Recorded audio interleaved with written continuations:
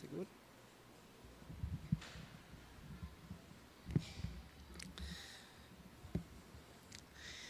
Abramos a palavra do Senhor, meus amados, na primeira carta de Pedro, capítulo 1. Alguns versículos serão projetados também, mas é apenas um apoio. Os versículos, quando estão projetados. Se você trouxe Bíblia, abra, por favor. Na primeira carta de Pedro. Esta tem sido a carta que eu tenho tido o privilégio, dado por Deus, de estudar ali com a nossa congregação no Conjunto Cidadão durante este ano de 2018.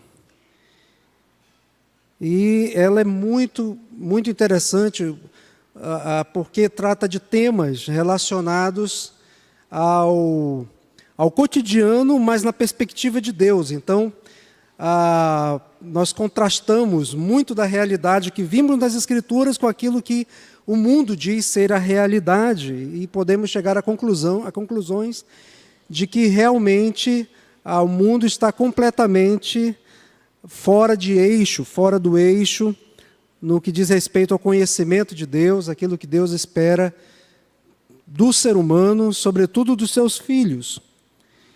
E nós vamos ler os versículos de número 6 até o versículo de número 9, na primeira carta de Pedro.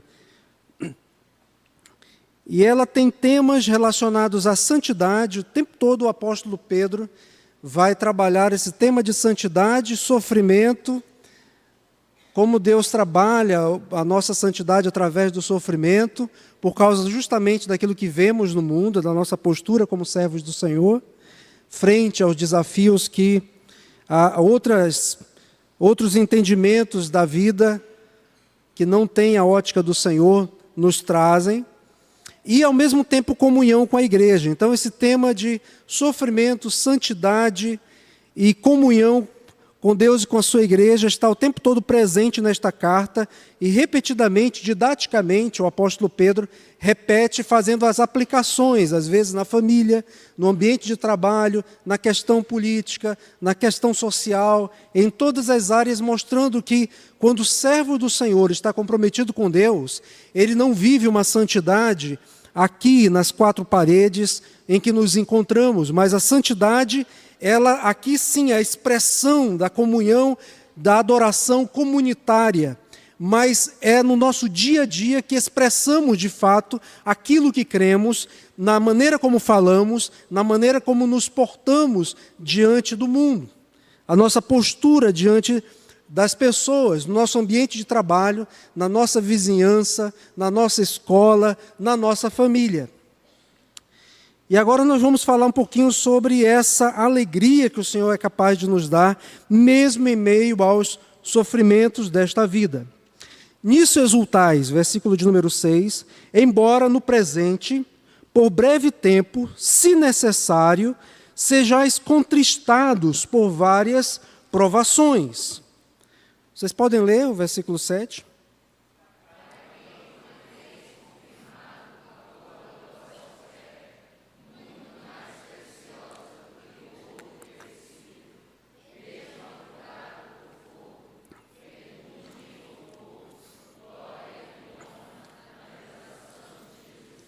A quem não havendo visto a mais, no qual, não vendo agora, mas crendo, exultais com alegria indizível e cheia de glória.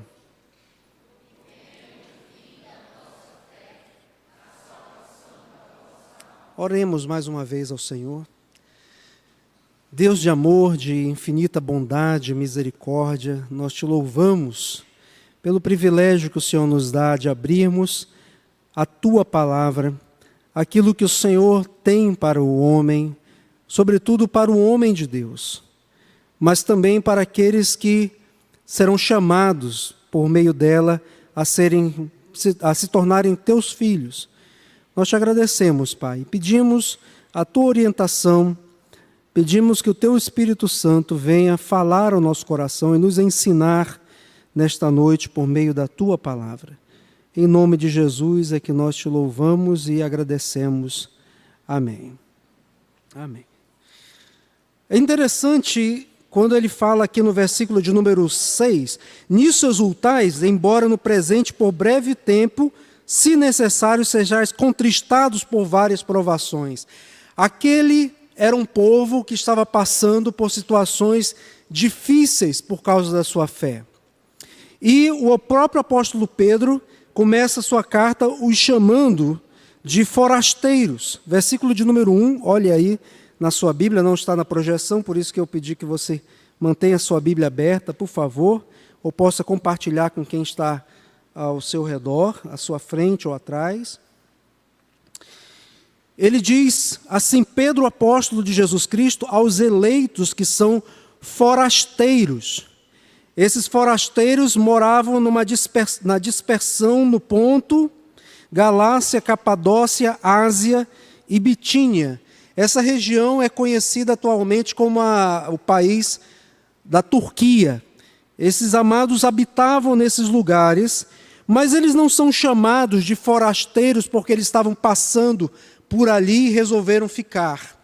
Esta é a maneira que o apóstolo Pedro os trata, e é a maneira como nós devemos nos ver neste mundo, como forasteiros, como peregrinos, como quem está indo em rumo à terra prometida, como quem está de passagem.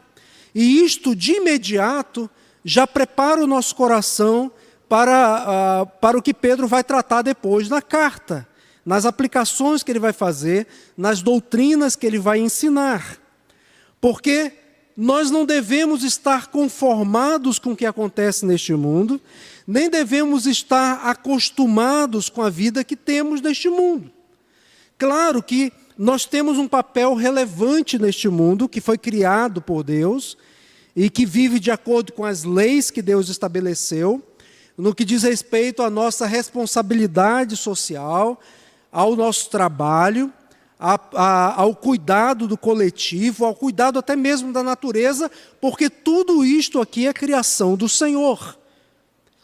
Então nós temos sim que estar engajados neste mundo em nossas respectivas vocações. Mas acontece que nós não podemos nos acostumar a viver com os padrões que o mundo, que ao mesmo tempo foi criado por Deus, mas depois da queda passou a viver como o diabo gosta, como diz aquele ditado popular.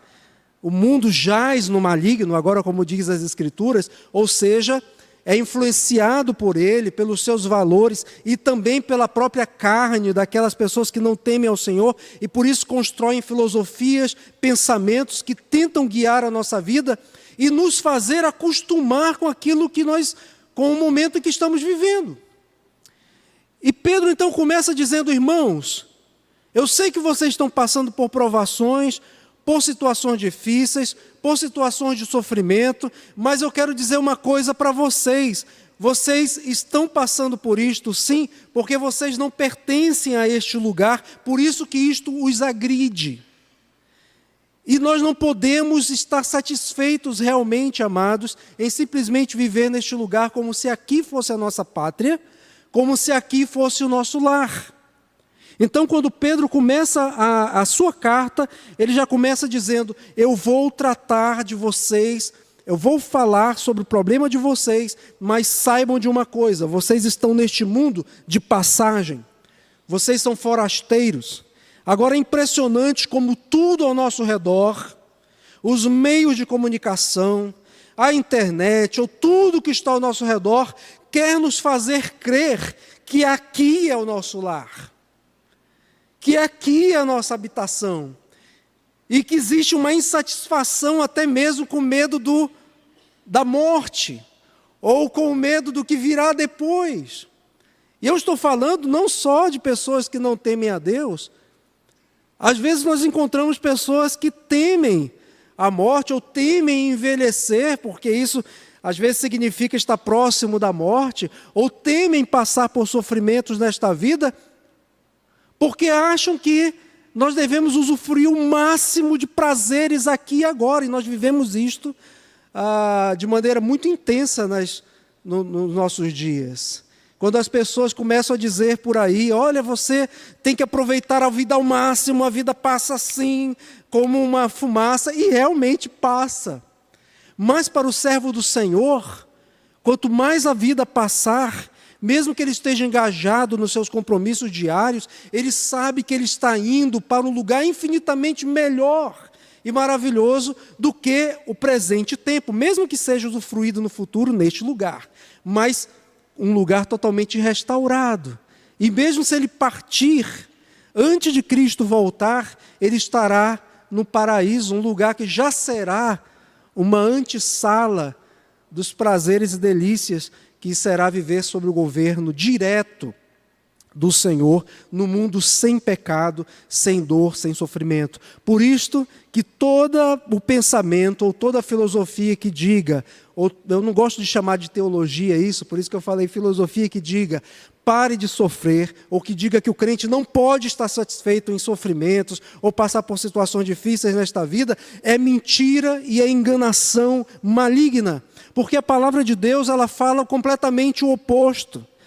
O apóstolo Pedro não diz que aqueles irmãos deveriam resolver as questões do sofrimento deles, simplesmente determinando algo, ou porque a fé deles estava fraca e por causa disso. Não. Ele diz, irmãos, vocês são forasteiros, vocês são eleitos por Deus, sim. Vocês habitarão com o Senhor, sim. Mas lembrem que o Senhor Jesus, o seu sangue foi aspergido sobre vocês e que garante a salvação de vocês, mas a pátria de vocês não é aqui. De maneira que nós devemos olhar toda a nossa realidade sob a perspectiva do Senhor. Olhar todo ao nosso redor, a maneira como eu gerencio meus trabalhos, os meus negócios, como eu trato com meus funcionários, ou a maneira como eu lido com os negócios da minha casa, tudo deve refletir a glória do Senhor. E em tudo eu estou espelhando a glória do Senhor. E aí então ele fala, no versículo de número 3, vai dizer, vocês foram eleitos para uma viva esperança. Versículo 4, para uma herança incorruptível. Lembrem que é lá, essa viva esperança que vocês têm é lá, não é aqui agora. Uma herança incorruptível que vocês receberão quando vocês encontrarem-se face a face com Jesus Cristo. Porque agora, no presente momento, versículo de número 5, vocês estão só sendo guardados pelo poder de Deus. E aí ele diz, então, agora chegamos no nosso texto, nisso exultais. Exultem porque vocês foram eleitos para uma viva esperança. Exultem porque vocês receberão uma herança incorruptível, uma herança que nem traça, nem ferrugem vai corroer. Ela é imarcessível, ela não perde a sua glória jamais. E você a receberá quando você estiver nos céus, quando você ouvir do seu Salvador, o vinde, benditos do meu Pai. Nisso exultais. A nossa alegria, ela não está baseada nas circunstâncias desta vida, mas ela está baseada nas promessas daquele que morreu na cruz do Calvário, cujo sangue espiritualmente foi aspergido sobre nós e que nos conectou com Deus.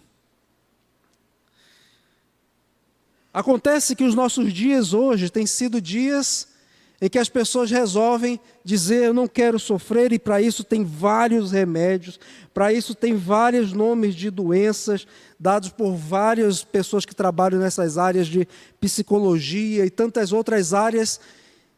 E eu sei, eu reconheço que há realmente enfermidades emocionais, psicológicas, que precisam tratamento médico, que precisam realmente de auxílio.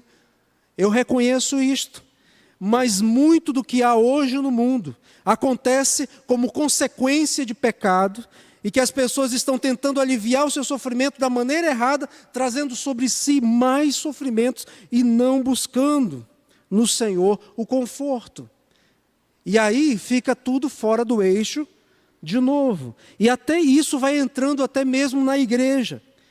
Tem muitos crentes que gostam de usar aquele texto de Filipenses, capítulo 4, versículo 13.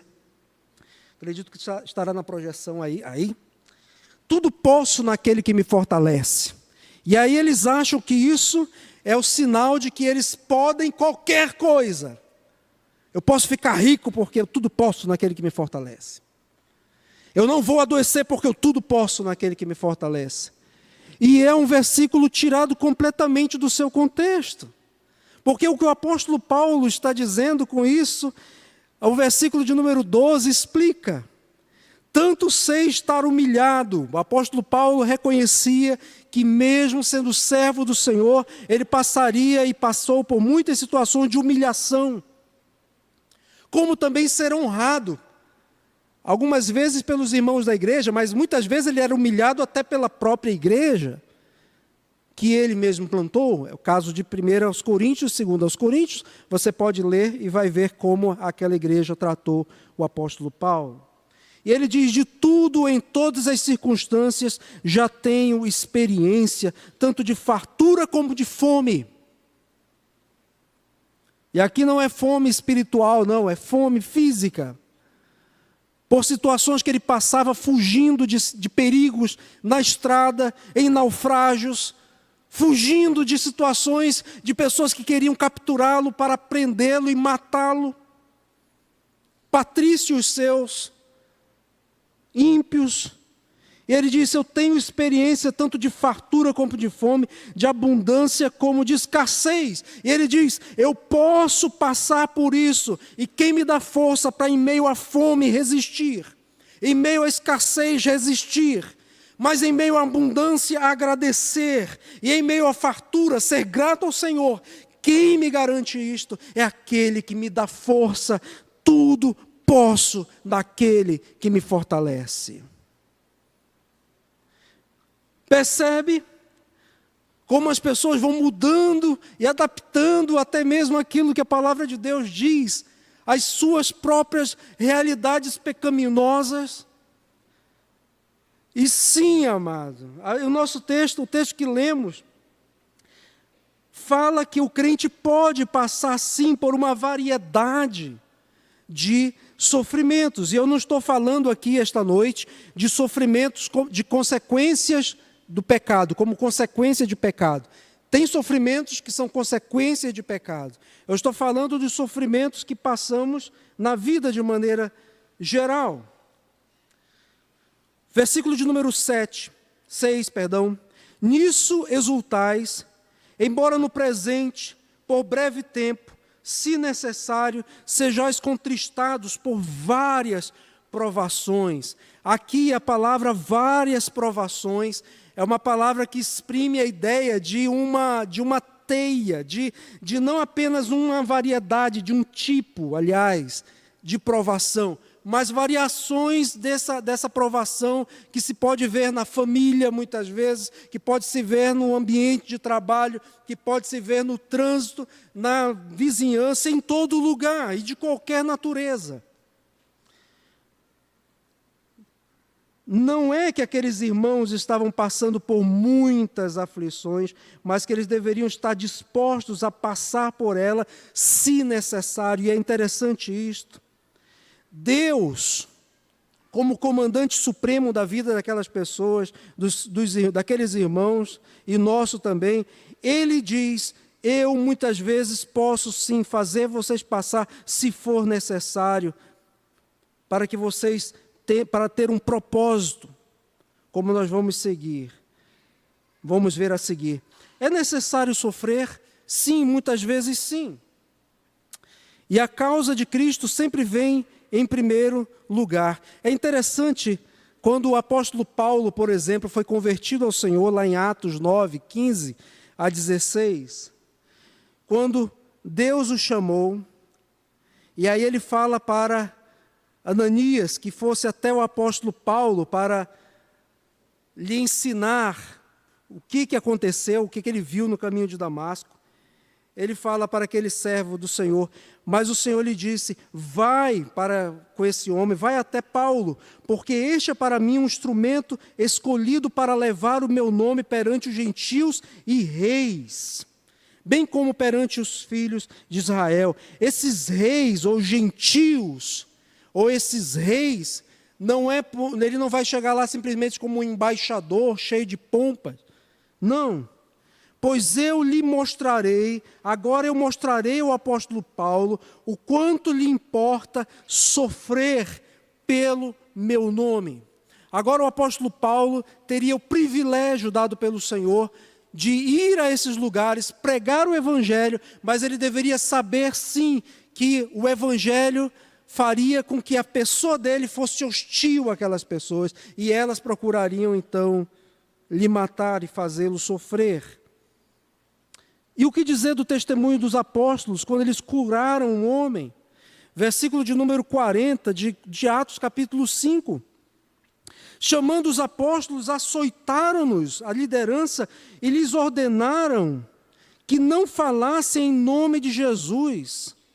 E eles se retiraram do sinédrio, que era composto por 70 anciãos da liderança judaica, regozijando-se. E qual era o motivo de regozijo deles? Porque eles estavam tendo o privilégio, sendo considerados dignos de sofrer afrontas por esse nome. Nisso exultais, embora no presente, por breve tempo, se necessário, vocês sejam contrastados por várias provações. Aqueles irmãos entendiam que sim, a vida com Deus é uma vida de provações, é uma vida de sofrimento por causa da sua fé. E eles não achavam isso nem nada diferente, eles diziam, nós estamos sendo considerados dignos de sofrer afrontas. Irmãos, quando eu medito em textos como esses, como de Atos capítulo 5, versículo 41, e eu olho para a minha existência, eu fico envergonhado de como tantas vezes eu sou mais bajulado neste mundo, no sentido de me sentir bem neste mundo, do que o mundo se sentir hostil a mim. E se existe isso de fato, nós devemos nos preocupar. Porque o evangelho transforma o coração do homem e por causa da mensagem ou do evangelho que ele tem no coração, os valores e atitudes dele são tais que ele começa a incomodar onde quer que ele esteja. E se eu não estiver incomodando e você não estiver de alguma forma incomodando, pode estar existindo alguma coisa errada aí. Nós não fomos chamados para sermos amiguinhos e sermos politicamente corretos no que diz respeito aos valores do evangelho. Eu não estou dizendo que você tem que ser antipático às pessoas, isso é outra coisa. Mal educada com as pessoas. Ninguém gosta de mim, pastor, porque eu sou aquele cara ríspido mesmo no meu ambiente de trabalho, sou chato. Isso é outra coisa, isso a gente pode conversar depois no aconselhamento pastoral. O que o texto está falando aqui é por causa do evangelho, vem as afrontas. E as pessoas, e nós deveríamos dizer assim, Senhor, obrigado, porque estou sendo considerado digno. Aqueles irmãos, apenas para dar um saborzinho para vocês da primeira carta de Pedro, lá no capítulo 2, versículo 18 a 19, Pedro fala para aqueles irmãos, servos, sede submissos com todo temor ao vosso Senhor, não somente se ele for bom ou cordato, mas também o perverso. Aqui Pedro está dizendo assim, irmãos, servos do Senhor, se vocês estão trabalhando num lugar em que o patrão de vocês, ou o gerente de vocês, ele é um homem perverso, sejam submissos a ele, com todo o temor. Porque isto é grato, que alguém suporte tristezas, sofrendo injustamente por motivo de sua consciência para com Deus. Sofrer injustamente, porque ele de repente vai dizer para o seu patrão: olha, infelizmente isso aqui eu não posso fazer, porque isso contraria a minha fé. Olha, infelizmente esse negócio eu não posso fechar, porque eu temo o Senhor. E aí ele não vai receber a promoção que ele estava esperando, ou ele não vai pegar aquele cargo que estava quase certo que ele iria pegar no seu ambiente de trabalho, ou ele vai sofrer algum tipo de sanção ou discriminação no seu ambiente de trabalho, porque os que estão acima dele são ímpios e perversos. E a palavra de Deus diz: se a sua consciência para com Deus é o motivo de você estar negando isto, e você está sofrendo por isto, suporte as tristezas. Suporte, porque o Pai, o Deus fica feliz, fica grato, quando Ele vê que alguém está sofrendo por causa da sua consciência para com Ele, porque eles têm a consciência de que o meu patrão é Deus. E veja como Jesus preparou os seus discípulos, lá em Mateus capítulo 5, versículo 11 e 12. Ou seja, isso que eu estou falando, amados, não é nenhuma novidade. Jesus já falou sobre isso, Mateus capítulo 5, versículo 11 a 12. Bem-aventurados, o que significa bem-aventurados? É outra palavra que poderia ser traduzida por felizes. Felizes, aqueles que não passam por provações, que vivem de maneira regalada, tranquila. Esse é que o mundo diz para nós. Essas são as pessoas felizes.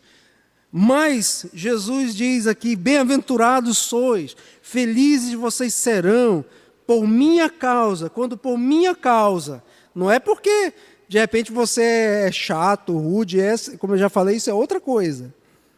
Bem-aventurados sois quando por minha causa vos injuriarem, vos perseguirem, e mentindo disserem todo mal contra vós. Regozijai-vos, se alegrem, exultem, grande é o vosso galardão nos céus, pois assim perseguiram aos profetas que viveram antes de vós. Regozijem, alegrem-se. Se algumas vezes vocês passam por situações difíceis e que vocês têm que chorar, e que vocês têm que ser confrontados com a sua própria natureza frágil, mas lembrem que o Pai que olha e que se alegra por ver seus filhos até mesmo sofrendo por causa da sua fé, Ele não os abandona jamais. O Salmo 23, versículo 4, o salmista diz: ainda que eu ande pelo vale da sombra da morte, não temerei mal nenhum, porque Tu estás comigo. Passamos muitas vezes por situações difíceis e o crente deve se acostumar com isto. Porque nós vivemos dias, irmãos, em que o mundo parece que está se fechando cada vez mais em alguns valores que são cruciais a nós. Por exemplo, a família.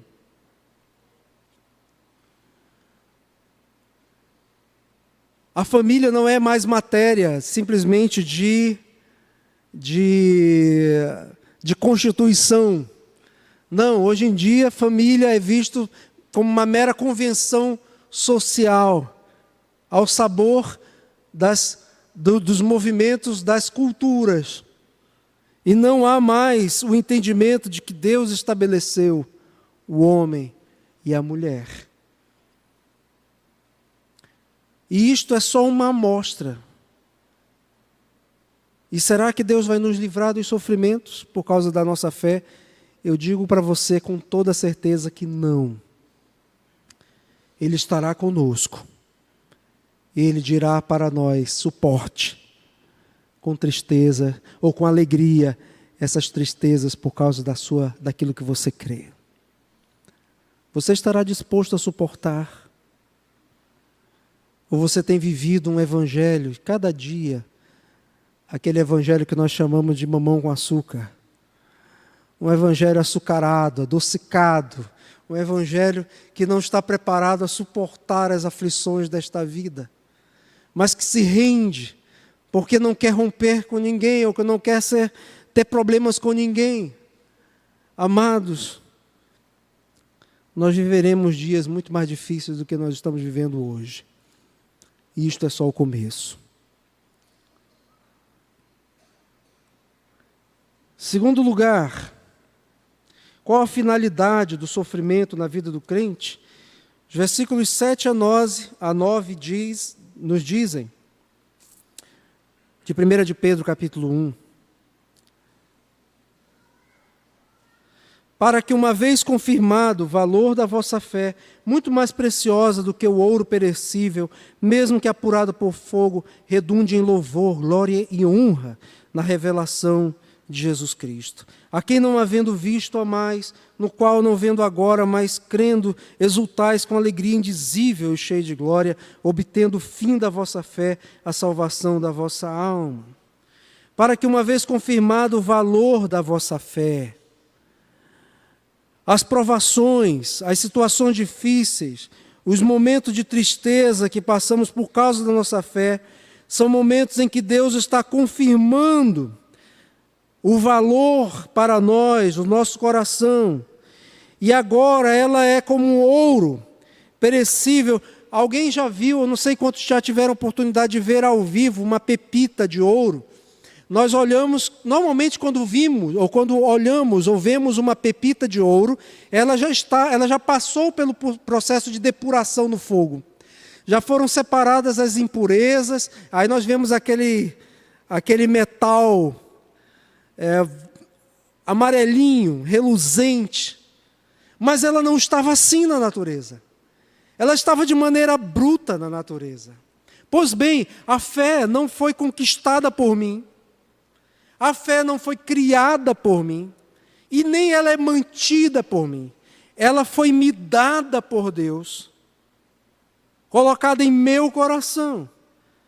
Mas agora o fogo é necessário, e o fogo são as aflições, para que a minha fé seja ainda muito mais, ganhe muito mais valor, porque dentro do meu coração ainda está carregado, estão cheios de impureza, que são os pecados, os desejos da minha carne, que o apóstolo Paulo diz que eu devo fazer morrer a minha natureza terrena, devo matar esse velho homem, e que está ali misturado com aquilo que tem valor, que me foi dado no coração.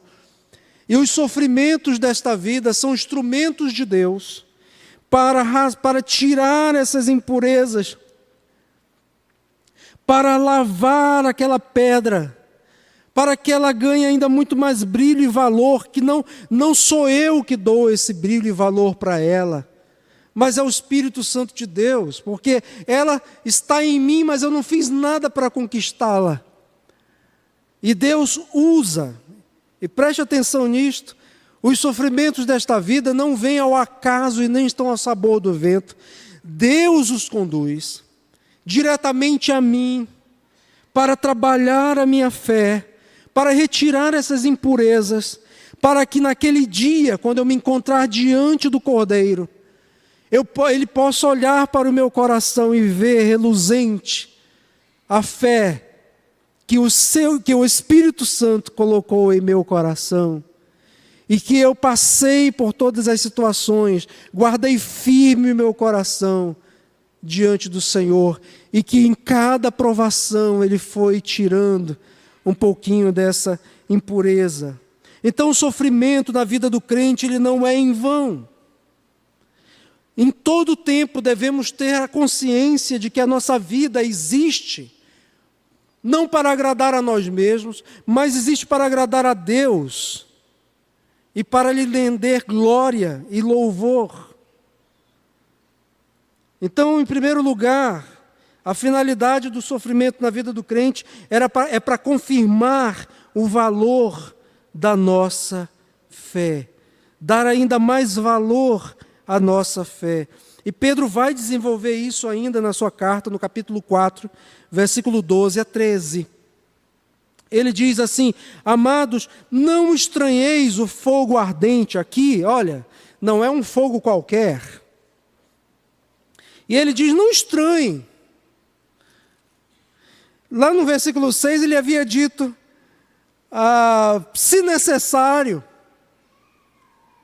Ou seja, as provações e os sofrimentos são necessários diante do Senhor, e por isso o crente não pode estranhar haver um fogo ardente que surge no meio de vós, destinado, ou seja, com o propósito de provar-vos, como se alguma coisa extraordinária estivesse acontecendo. Não! O extraordinário é quando nós não sofremos. O sofrimento e as situações por causa da nossa fé, dos nossos valores, são situações ordinárias. São situações que o crente deve se conformar com elas, porque os sofrimentos do presente nos lembram, preste atenção bem nisto que eu vou dizer, nos lembram o quão frágil nós somos. Nos lembram que somos limitados em nossos planos, em nossas ações. Nós nos achamos super-humanos. Eu me acho super-humano quando a minha saúde está ótima. Eu faço planos, eu digo, eu vou aqui, vou fazer aquilo. Eu planejo minha vida como se eu fosse imortal. E esses dias eu conversando com a minha esposa, penteando meu cabelo, disse, meu bem, eu tô ficando careca.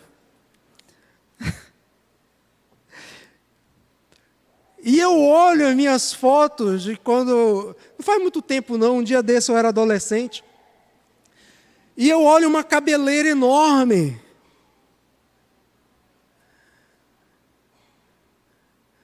E eu me espanto porque eu olho para aquela foto e digo, sou eu aqui. Não parece muito bem aquilo que eu estou vendo. Claro que hoje eu acho que até meio melhor. Mas exceto o cabelo. E eu estou só dando um exemplo simples que você pode pensar aí na gripe que você tem essa semana, teve.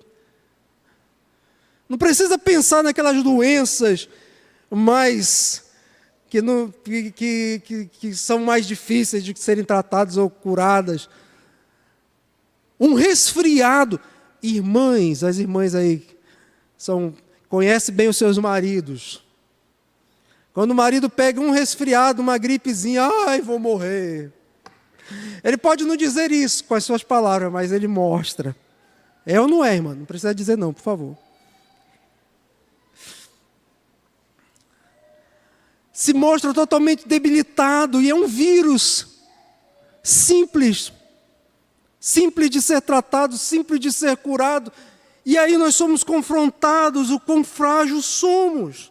E aí Tiago diz no capítulo 4, versículo 14 e 16, vocês nem sabem o que vai acontecer amanhã, como é que vocês vão fazer planos?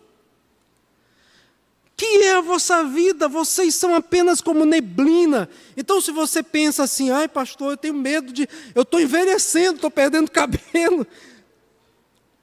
A Bíblia tem uma surpresa maior, você não só vai perder cabelo, a sua vida vai ser como uma fumaça. Passou. Neblina, que aparece por um instante, logo se dissipa. Em vez disso, vocês devem dizer, se o Senhor quiser, eu vou viver. Se o Senhor quiser, eu farei isso. Se o Senhor quiser, eu vou fazer aquilo. Aqui não é um jargão, simplesmente dizer sim, se o Senhor Deus quiser, se o Senhor Deus quiser. Mas é reconhecer que eu posso fazer planos. Mas a resposta certa vem do Senhor, porque eu sou frágil. E as situações de surpresa me acometem constantemente, porque realmente eu não tenho controle sobre nada na minha vida. Você acha que tem controle sobre a sua vida? Você acha que vai estar acordado amanhã de manhã? Você vai levantar e vai acordar amanhã de manhã? Você acha que vai estar? Ou amanhã de manhã nós teremos aqui um ofício fúnebre? Nós não sabemos. Ah, então eu não vou planejar nada, pastor. Não, não é isso que a Bíblia está dizendo.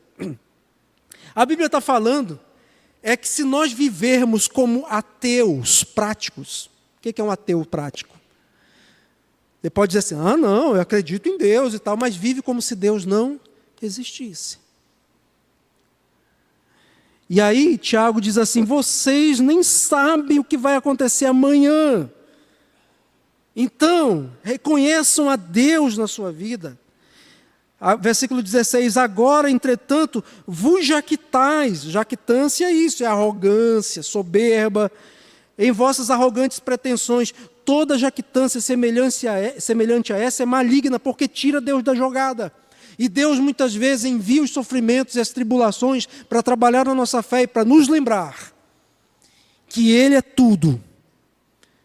E sem Ele nós não somos nada.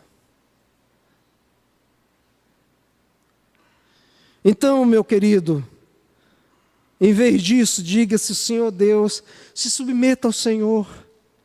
Senhor, eu faço planos, mas está aqui os meus planos diante do Senhor. Não se glorie na sua vida, porque uma gripe vai te deixar arriado. Não se glorie na sua existência. E o aprendizado disso na vida do crente se concretiza quando ele se volta para a palavra de Deus, em meio a sofrimentos, principalmente, mas em todo o tempo olhando para ela, e ele percebe como Deus trabalha isso através da sua palavra. No Salmo de 119, versículo 67, o salmista diz assim, antes de eu ser afligido, eu andava errado. Mas agora que eu fui afligido por ti, eu guardo a tua palavra. Foi-me bom ter passado pela aflição.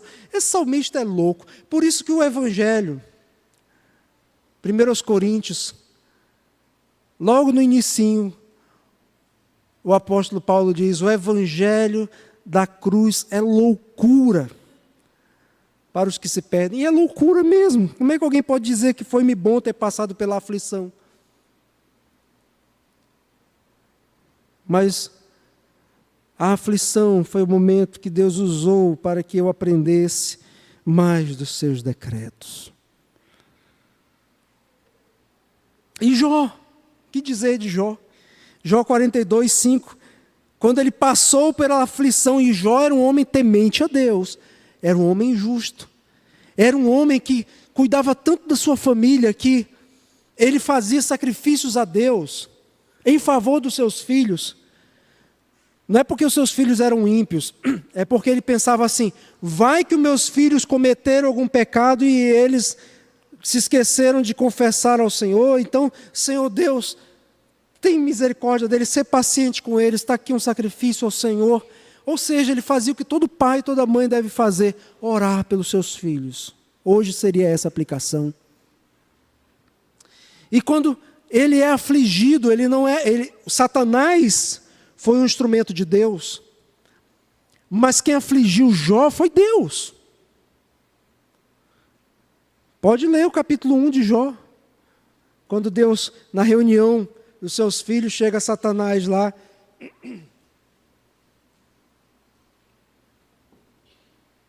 e Deus diz, está vendo meu servo Jó? Aí Satanás diz assim, mas com essas riquezas todas que tu dá para ele, qualquer um vai ser teu filho aí. E aí Deus diz, então vai, toca em tudo que ele tem, só não tira a vida dele. E Satanás, como um servo obediente, porque não existe Deus do bem e Deus do mal, só existe um único Deus verdadeiro, e Satanás não é Deus, Satanás é uma criatura. Vai e obedece o Senhor. E quando Jó perde tudo, inclusive seus filhos, ele chega ao final do seu livro, ele passa o livro todo tentando entender o que Deus estava fazendo. E aí não temos tempo de falar muito sobre isso, mas no final ele diz, e já era um homem temente a Deus, que Deus o conhecia. Ele diz, eu te conhecia, Senhor, antes da aflição, só de ouvir falar, mas agora os meus olhos te veem. numa atitude de dizer: Senhor, agora eu compreendo quem é o Senhor. A nossa fé, então, amados, é como essa pepita de ouro. Não foi criada, não foi achada por nós, mas foi dada por Deus. E através desse fogo, Deus vai depurando ainda mais aquela fé. E é um instrumento dele. Então nós vimos, em primeiro lugar, que é para confirmar o valor da nossa fé, nos dar valor, valorizar ainda a nossa fé. Em segundo, preparar-nos para a glória futura. Olha aí na sua Bíblia, versículo 7, o finalzinho dele diz assim: redunde em louvor e glória e honra na revelação de Jesus Cristo, ou seja, quando ele vier para buscar a sua igreja, a quem não havendo visto a mais, no qual não vendo agora, mas crendo, exultais com alegria indizível, cheia de glória. Vocês não veem a Jesus corporeamente, vocês não têm uma imagem dele corpórea, mas vocês têm a fé que ele colocou no coração de vocês, e nisto vocês devem se apegar e amá-lo cada vez mais. Porque a fé de vocês está sendo purificada para que vocês se encontrem um dia com seu Criador. Filipenses capítulo 1, versículo 6. Paulo diz: estou plenamente certo de que aquele que começou a boa obra em vós há de completá-la até o dia de Cristo e Jesus. E quando Paulo fala dessa perspectiva gloriosa do porvir, lá em Romanos capítulo 8, versículo 18, ele diz: porque para mim tenho por certo que os sofrimentos do tempo presente não podem ser comparados. Não podem ser comparados com a glória que há de ser revelada em nós. Você é um peregrino, um forasteiro neste mundo. Nós estamos de passagem por este mundo. Nós devemos trabalhar neste mundo porque é um mandamento do Senhor. Cuidar deste mundo porque é um mandamento do Senhor. Mas eu não devo me acostumar com este mundo e os seus valores, porque eu devo ansiar por aquele dia glorioso. E os sofrimentos que eu vier passar por aqui são apenas situações que Deus utiliza para que eu lembre que na glória eterna eu estarei num lugar infinitamente melhor do que esse. E eu acho lindo as paisagens deste mundo. Quando eu assisto alguns documentários de alguns lugares do mundo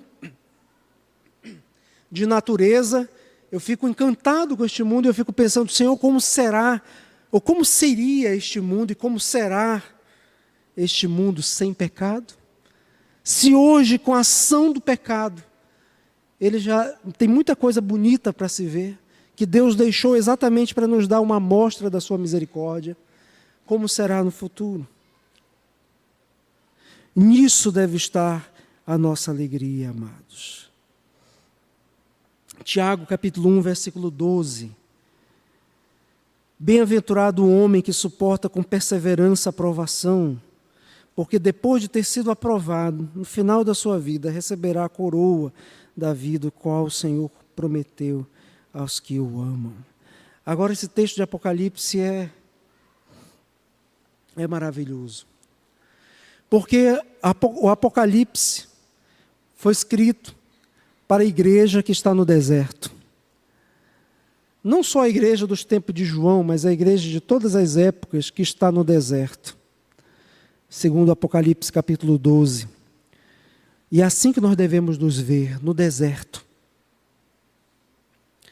Deserto é lugar de seca, de aridez, de escorpiões, de cobras venenosas, de sol causticante.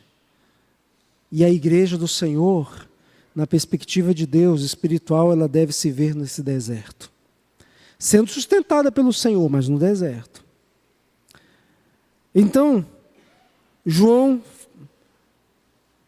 recebe essa revelação do Senhor em Apocalipse 2:10, dizendo: não temais as coisas que tens que sofrer.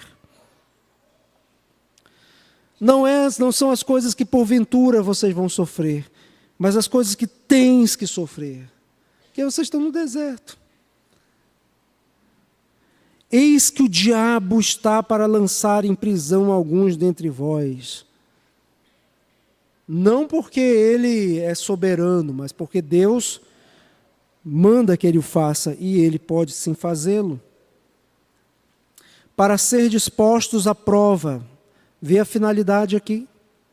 E tereis tribulação de 10 dias.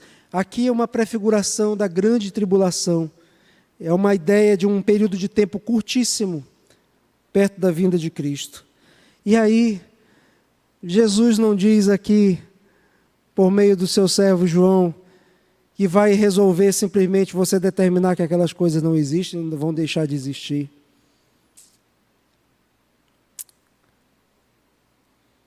Não. Ele diz, você vai passar, você vai sofrer, e mais, Satanás vai lançar muito de vocês na prisão. O que Deus espera de nós em meio ao sofrimento é fidelidade. Ser fiel até a morte. Porque a morte, quem quiser amar a sua vida, vai perdê-la. Mas quem por amor de Cristo perder a sua vida, vai achá-la. Ser fiel até a morte, e dar-te-ei a coroa da vida. Eu gostaria de concluir esta mensagem trazendo algumas aplicações para nós.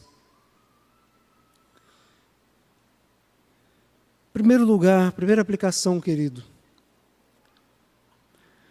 O nosso sofrimento, ele não é fruto do acaso.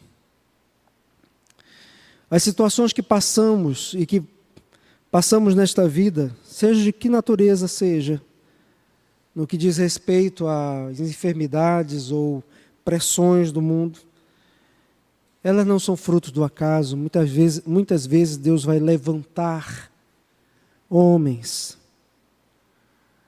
para serem instrumentos de juízo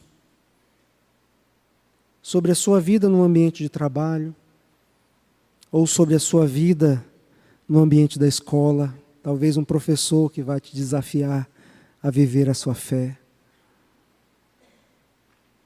ou como um governante de uma nação. A coisa mais triste de se ver hoje em dia é quantas pessoas têm se degladiado em mídias sociais, em vários lugares, por causa das questões políticas. E eu não estou dizendo que o crente não deva se envolver com as questões políticas, eu acho que deve sim, como o próprio apóstolo Pedro, na sua primeira carta, fala. E claro que não é o assunto de hoje, mas no capítulo 2, versículo 13, Pedro vai falar sobre as instituições políticas também. Mas eu falo o seguinte: a nossa vida está nas mãos do Senhor. Deus pode levantar um homem ímpio ou uma mulher ímpia, sim, para ser instrumento do seu juízo, para nos colocar à prova. Isso não quer dizer que eu deva ser irresponsável no trato com as questões públicas ou políticas, como é claramente nas Escrituras, que é minha responsabilidade. Mas isso deve me fazer arrefecer um pouquinho o meu calor. Porque esse mundo não está ao acaso. Este mundo é governado pelo Senhor. Este mundo não está sendo guiado por alguém, ou não está como aquele filme antigo, aperta o cinto que o piloto sumiu. Não. O piloto não sumiu. O piloto continua governando a história. E no nosso sofrimento não é fruto do acaso. E mesmo que venha o sofrimento sobre nós, Cristo não te abandonará jamais. Ele cuidará de você em todo o tempo. Clame por Ele. Segunda aplicação. Cristo não está preparando o seu povo para os sofrimentos presentes. Eu vou repetir. Cristo não está te preparando para os sofrimentos do presente, ou seja, para te fortalecer no presente. Pra você ganhar marra, né? Não. Ele está te preparando para a glória futura. Você peregrino e forasteiro, meu irmão. Não se acostume com esta vida. Não se acostume, não se conforme com esses tempos que vivemos. Viva-os com responsabilidade, mas não perca os olhos da glória, da salvação, que há de ser revelada no dia de Cristo Jesus. Ele está preparando a nossa vida para esse dia. Terceira e última aplicação. Alegre-se no Senhor. Não se alegre nas circunstâncias desta vida. Claro, há tempo de sorrir, há tempo de se alegrar, há tempo de chorar, mas eu falo da felicidade. A nossa vida não é baseada nas circunstâncias, se eu estou passando ou não estou passando pelas aflições. A minha vida ela é baseada na alegria que Cristo colocou no meu coração. Por isso que o apóstolo Pedro ele não foi com nenhuma mensagem daquela de autoajuda, do tipo pare de sofrer ou coisa do tipo. Não, ele disse, irmãos, suportem as aflições. Passem pelo sofrimento. E depois Jesus lá em Apocalipse, ser fiel até a morte. Porque muitos de vocês vão morrer sim. E vão morrer pela mão de Satanás. E eu vou mandar ele matar muitos de vocês. Os propósitos divinos que ele nos revelou é trabalhar o nosso coração para nos encontrar com ele. E ele está conosco todos os dias. Vamos orar neste momento? Que Deus te sustente. E que você se alegre nisso. Em ser guardado pelo poder do Senhor. Eu não sei qual é a situação, a natureza da provação, ou da tristeza, ou das aflições que você tem vivido. Eu desconheço completamente. Mas o meu Deus, a quem eu sirvo, Ele conhece todas as aflições que você está vivendo. E Ele está com você. Senhor Deus bendito, eu te louvo pela tua palavra, pela alegria que ela nos traz, mesmo falando de sofrimento.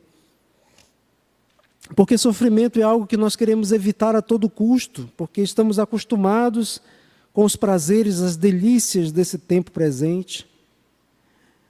Tão acostumados que achamos que a nossa pátria é aqui, que achamos que a nossa vida é aqui. Senhor, arranca isso de nós, do nosso peito, por favor, Pai. Faz-nos ter um desejo, uma alegria pela glória futura que ainda há de ser revelada. Que precisamos de fato nos conscientizar de que somos frágeis e que precisamos orar pedindo ao Senhor que nos fortaleça para passar por as aflições, olhando para a glória futura. Que nos vejamos como peregrinos e forasteiros neste mundo. Que não nos conformemos jamais nem com os valores, nem com o estilo que esse mundo quer impor sobre nós. Mas que coloquemos sempre em nosso coração o alvo soberano de te glorificar com as nossas palavras, com as nossas atitudes, onde quer que estejamos, a que hora estejamos, se no trabalho, se na escola, se na vizinhança, sejamos servos do Senhor que estão constantemente sendo trabalhados em sua fé. E tem misericórdia, Senhor, dos meus irmãos, daqueles sobretudo que estão passando por enfermidades ou situações de crise pessoal, no seu ambiente de trabalho. Tem misericórdia, Senhor Deus, daqueles que porventura estejam desempregados. Tem misericórdia, Senhor. e que sejam tempos de aprendizado, tempos que esses irmãos depois poderão dizer: foi-me bom ter passado pela aflição. Para que a fé seja ainda muito mais burilada, trabalhada, purificada, para a honra e glória do Senhor. Sê, Pai bendito, com a tua igreja aqui, com a nossa igreja, com a primeira igreja presbiteriana. Trabalha cada dia em nosso coração, para que sejamos todos aqui achados fiéis naquele dia em que Cristo voltará para nos buscar. E aí sim,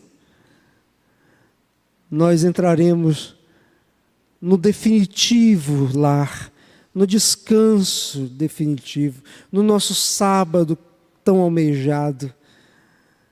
Aí sim descansaremos das nossas fadigas terreais e usufruiremos das delícias da glória do Senhor. Nós assim te louvamos, Pai, e ajuda-nos, fortalece nossa fé, cuida de nós cada dia, nós assim pedimos.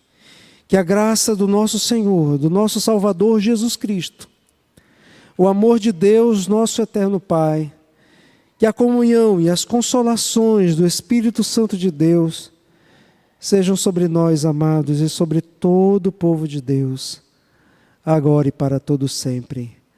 Amém. Amém.